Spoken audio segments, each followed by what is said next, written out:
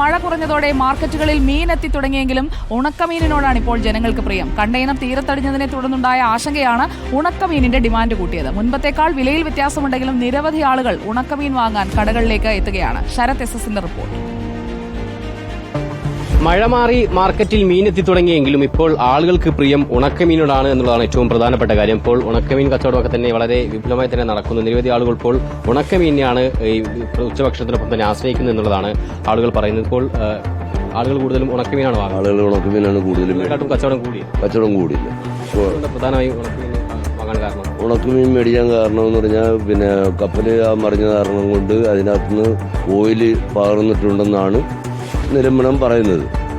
അത് ആ മീൻ പിടിച്ചു കഴിഞ്ഞാൽ തിന്നാൻ പാടില്ല എന്നുള്ളവർ ഇത് പുറത്തോട്ട് വന്നിട്ടുണ്ട്, സംശയമുണ്ട്. അപ്പോൾ അതിന്റെ പേരിലാണ് ആളുകൾ ഇപ്പം ഉണക്കമീൻ ആശ്രയിച്ച് വരുന്നതിന്റെ കാരണം. കച്ചവടം കൂടുതലുണ്ട് ഇപ്പം.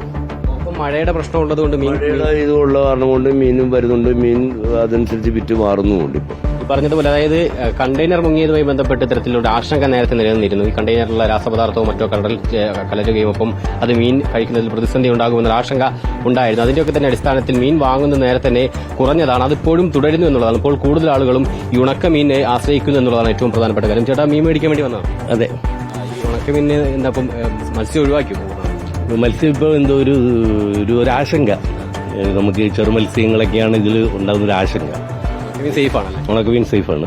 ഈ പറയുന്നത് പോലെ ഉണക്കമീൻ സേഫാണ് എന്ന ധാരണയിലാണ് ആളുകൾ എത്തുന്നത്. പക്ഷേ മത്സ്യം കഴിക്കുന്നതിൽ ആശങ്കയുണ്ടെന്ന് ഒരു തരത്തിലും ആരും പറഞ്ഞിട്ടില്ല. അത് നേരത്തെ ഉണ്ടായിരുന്ന നിലനിന്നൊരു ആശങ്കയാണ്. അതിൽ അങ്ങനെ ഒരു പ്രശ്നമില്ല എന്നുള്ളത് ഇതുമായി ബന്ധപ്പെട്ട ആളുകളൊക്കെ തന്നെ പറഞ്ഞതാണ്. പക്ഷേ ആളുകൾ ഇപ്പോഴും അത്തരത്തിൽ മത്സ്യം വാങ്ങാൻ എത്താത്തത് കൊണ്ട് തന്നെ ഉണക്കമീനെയാണ് ഇപ്പോൾ കൂടുതൽ പേരും ആശ്രയിക്കുന്നത്.